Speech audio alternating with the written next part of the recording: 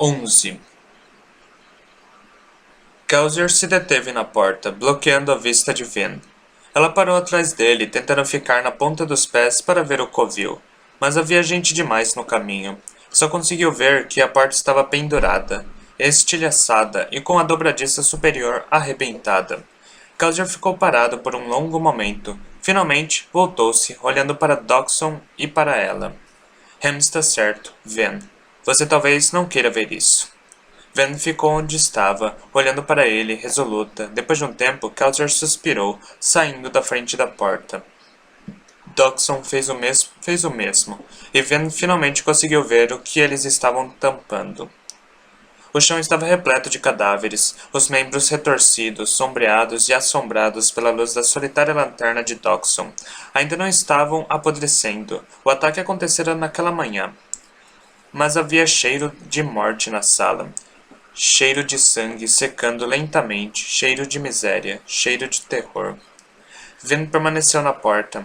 Ela já tinha visto morte antes. Vira com frequência nas ruas, facadas em becos, espancamentos em covis, crianças mortas de fome. Certa vez, vira o pescoço de uma velha ser quebrado por um lorde aborrecido. O corpo jazeu na rua por 3 dias antes que a equipe funerária SCA finalmente o retirasse. Mas nenhum desses incidentes tinha o mesmo ar de massacre intencional que ela viu no covil de Cameron. Esses homens não tinham sido simplesmente mortos, tinham sido destroçados, os membros estavam separados dos torsos. Cadeiras e mesas quebradas atravessavam peitos, havia poucas partes do chão que não estivessem cobertas por sangue escuro e pegajoso. Kelsier olhou para ela, obviamente esperando algum tipo de reação. Ela ficou parada vendo a morte, sentindo-se paralisada. Qual deveria ser a reação dela?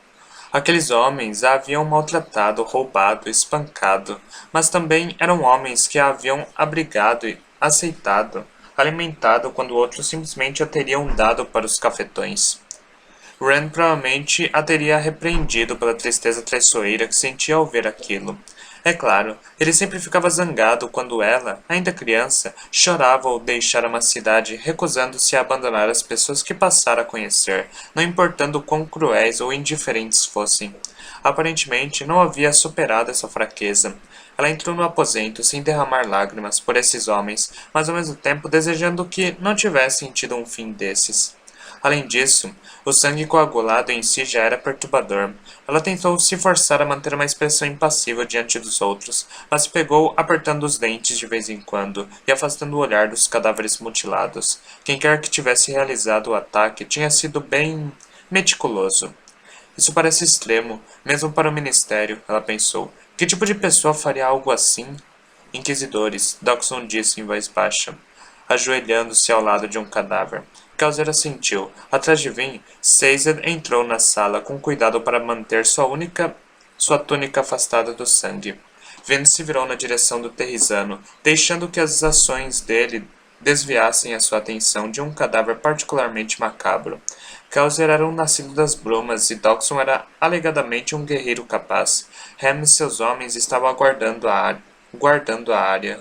Os demais, no entanto, Brisa, Jeden e Clubs, haviam ficado para trás. A área era pegajosa demais. Kelsier resistira até mesmo ao desejo de Ven acompanhá-los.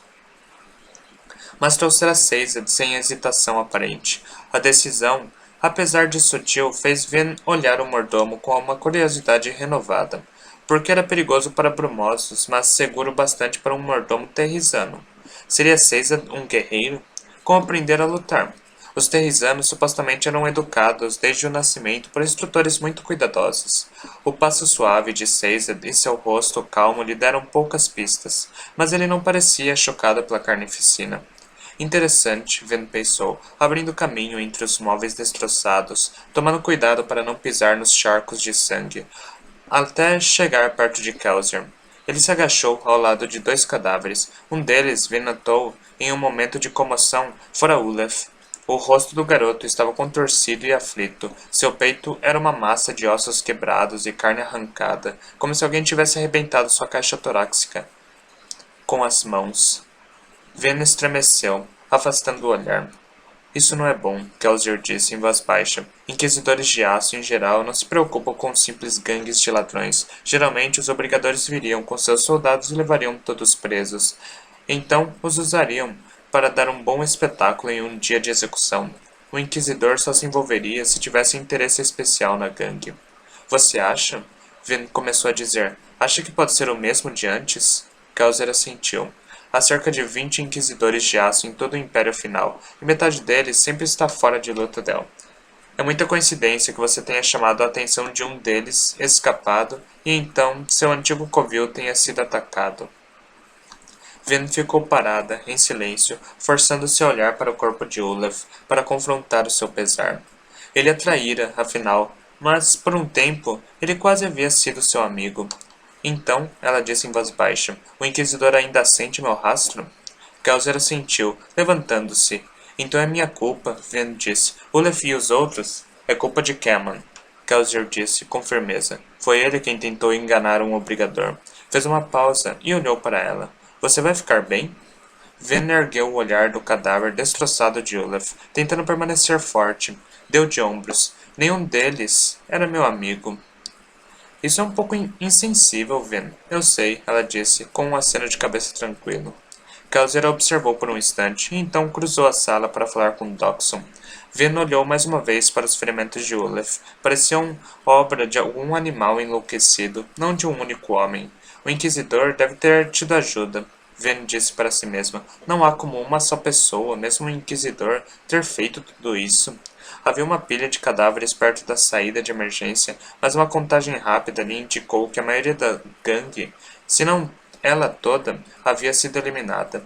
Um único homem não poderia ter lidado com todos eles com rapidez suficiente. Poderia? Há muitas coisas que não sabemos sobre inquisidores, Kelsier lhe dissera. Eles não seguem regras normais.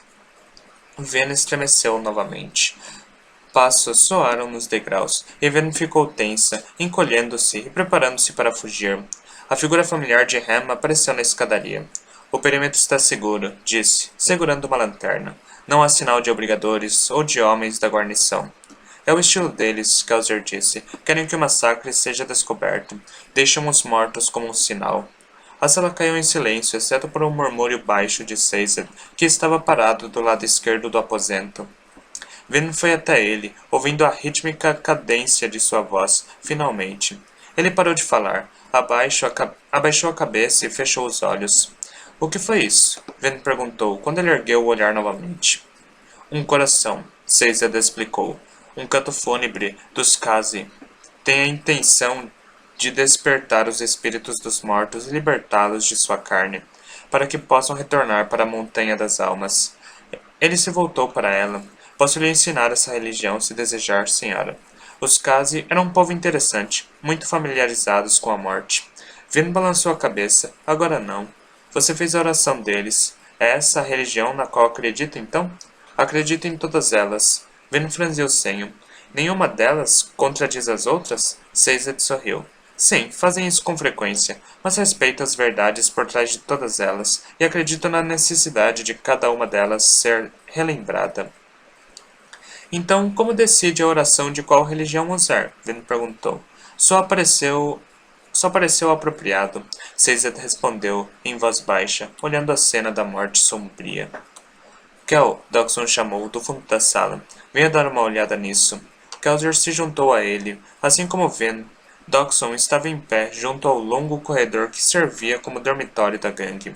Vin enfiou a cabeça lá dentro, esperando encontrar uma cena similar à da sala comum. Em vez disso, havia um único cadáver amarrado em uma cadeira. Sob a luz fraca, mal pôde perceber que os olhos dele haviam sido arrancados. Kelsier ficou parado, em silêncio, por um momento. É o homem que coloquei no comando. Milev, Vin assentiu. O que aconteceu com ele? Foi morto lentamente, Kelsier falou. Veja a quantidade de sangue no chão, o modo como seus membros estão retorcidos. Ele teve tempo para gritar e se debater. Tortura, Doxon concordou. Vin sentiu um calafrio. Olhou para Kelsier. Devemos mudar nossa base? Ham perguntou. Kelsier negou lentamente com a cabeça. Quando o trevo veio até Stickoville, usou seu disfarce tanto ao entrar quanto ao sair da reunião, escondendo o fato de que manca.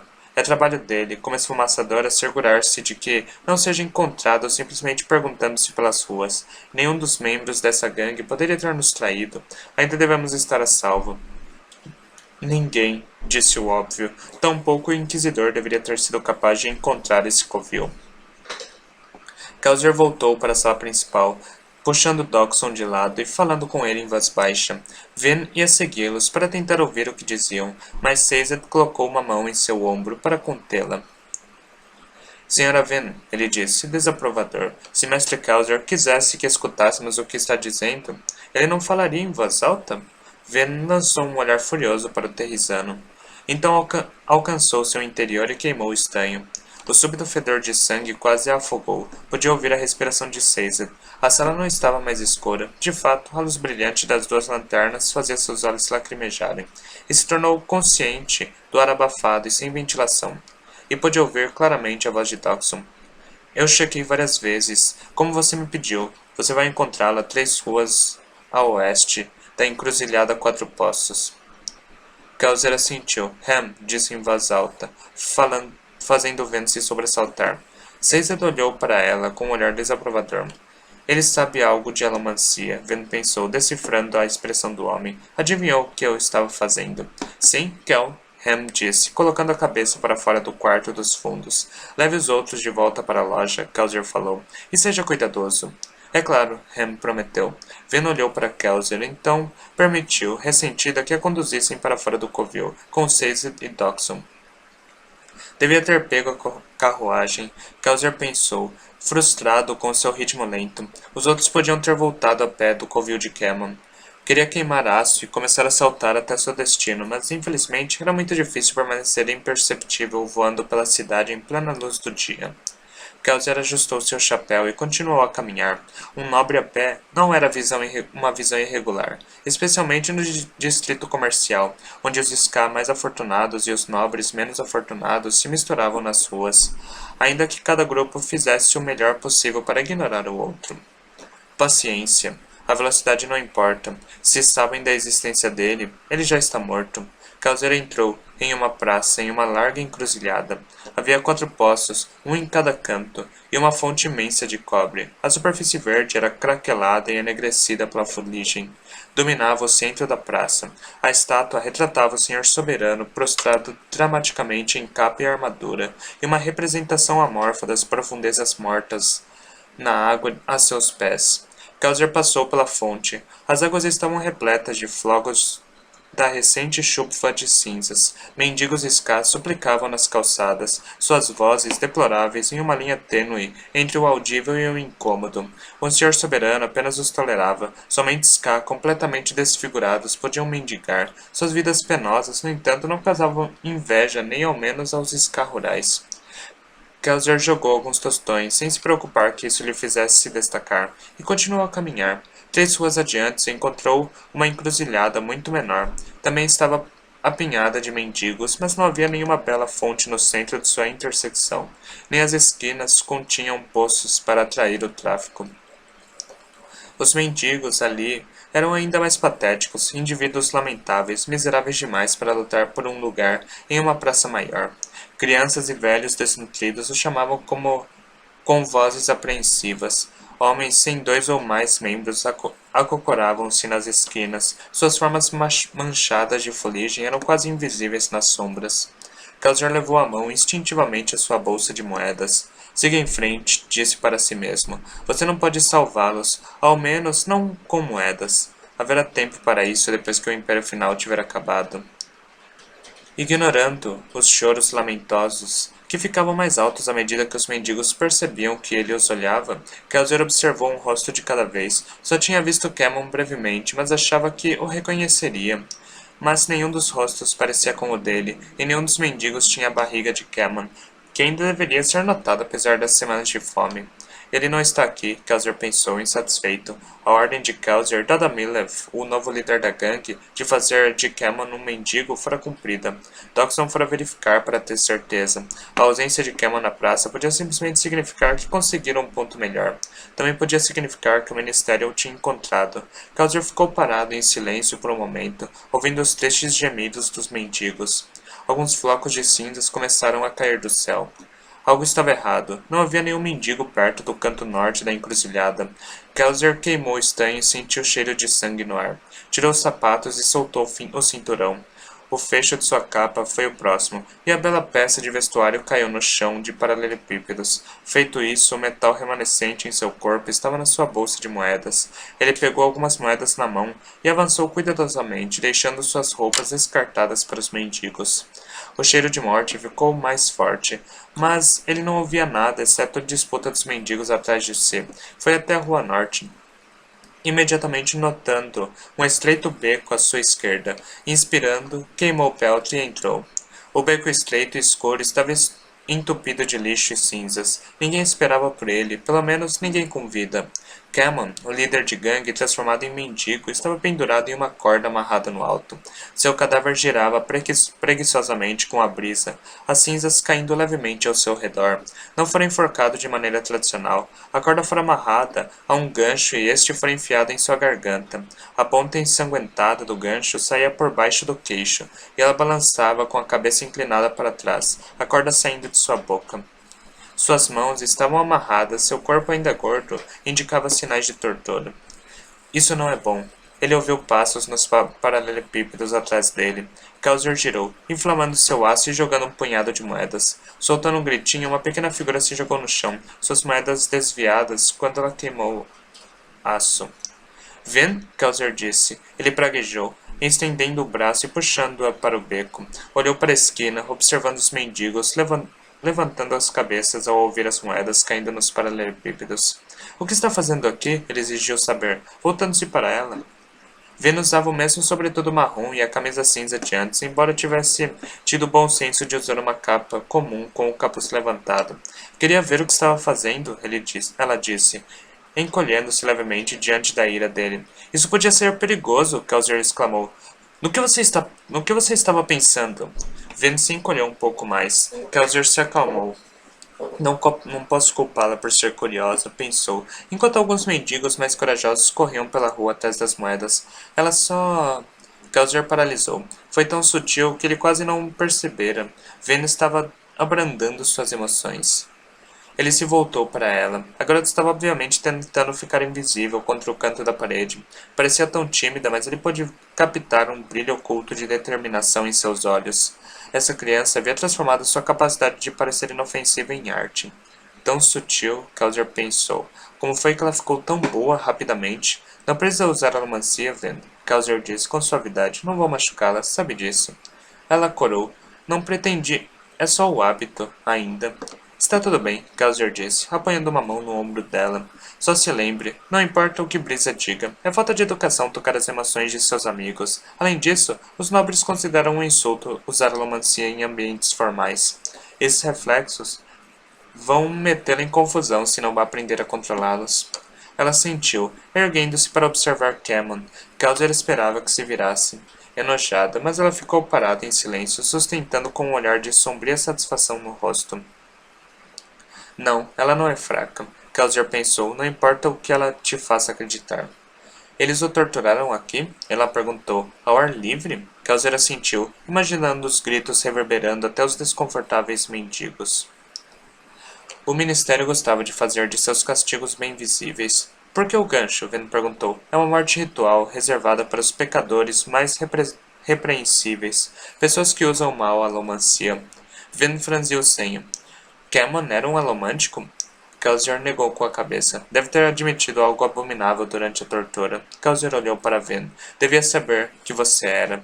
Ele a usou intencionalmente.